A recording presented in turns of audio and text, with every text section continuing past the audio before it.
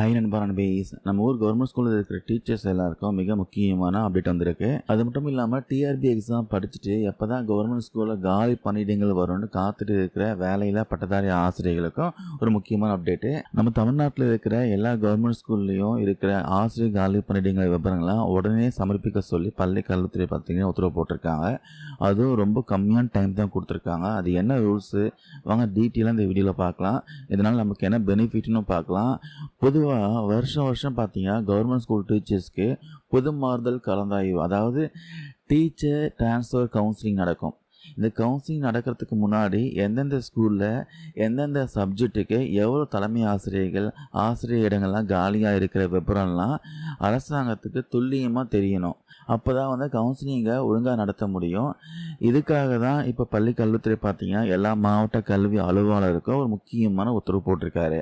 அரசாங்கம் போட்ட இந்த உத்தரவில் என்ன சொல்லியிருக்காங்கன்னா, தமிழ்நாட்டில் இருக்கிற மாவட்ட வாரியான அனைத்து வகை ஆசிரியர் காலி பணியிடங்களையும் தலைமை ஆசிரியர் காலி பணியிடங்களையும் வரும் ஜூன் 23க்குள்ள எம்இஎஸ் வெப்சைட்டில் கட்டாயமாக பதிவேற்றம் செய்ய சொல்லி உத்தரவு போட்டிருக்காங்க. இதில் ரொம்ப கவனிக்க வேண்டிய சில முக்கியமான கண்டிஷனும் இருக்குது. அது என்ன ஒன்றா பார்க்கலாம். ஃபஸ்ட்டு ரூல் ஒன்று என்னென்னா, எந்த ஒரு முன்னறிவிப்பும் இல்லாமல், அதாவது ப்ரியர் நோட்டீஸ் இல்லாமல் ஒரு மாதத்துக்கு மேலே ஸ்கூலுக்கு வராமல் இருக்கிற ஆசிரியர்களோட இடங்களை காலி பண்ணிடும் அப்படின்னு தான் பார்த்தீங்கன்னா கணக்கில் எடுத்துக்கணும் அப்படின்னு சொல்லியிருக்காங்க. ரூல் 2 பார்த்தீங்கன்னா, அதே சமயம் சஸ்பெண்ட் செய்யப்பட்டவங்க, தற்காலிகம் பணி நீக்கம், அதுக்கப்புறம் மேட்டர்னிட்டி லீவில் இருக்கிறவங்க, அதாவது மகப்பேறு விடுப்பில் இருக்கிறவங்க, மெடிக்கல் லீவில் இருக்கிறவங்க, இந்த பணியிடங்கள்லாம் எக்காரணத்தை கொண்டு காலியிடமாக காட்டக்கூடாது.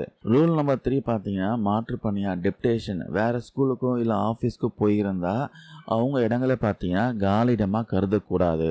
இதில் ஆஃபீஸர்களுக்கு வச்சிருக்க ஒரு பெரிய செக் என்ன தெரியுமா, இந்த லிஸ்ட்டை ஒரு முறை பார்த்தீங்கன்னா எம்ஏஎஸ் போர்ட்டலில் வந்து அப்லோட் பண்ணிட்டா அதுக்கப்புறம் எந்த ஒரு திருத்தமும் செய்ய முடியாது, எடிட் பண்ணவே ஆப்ஷன் கிடையாதுன்னு சொல்லிட்டாங்க. அதனால இந்த லிஸ்ட்டில் வந்து ஏதாச்சும் தப்பு குளறுபடிகள் நடந்தால் அதுக்கு வந்து அந்தந்த மாவட்ட முதன்மை கல்வி அலுவலர்களும் மாவட்ட கல்வி அலுவலர்கள் தான் முழு பொறுப்பு எடுத்துக்கணுன்ட்டு பள்ளி கல்வித்துறை பார்த்தீங்கன்னா ஸ்ட்ராங்காக உத்தரவு போட்டிருக்காங்க. இதனால் இப்போ கல்வித்துறை அதிகாரிகள் எல்லாமே போர்க்கால அடிப்படையில் பார்த்தீங்கன்னா இந்த வேலையை வந்து செஞ்சுட்டு வராங்க.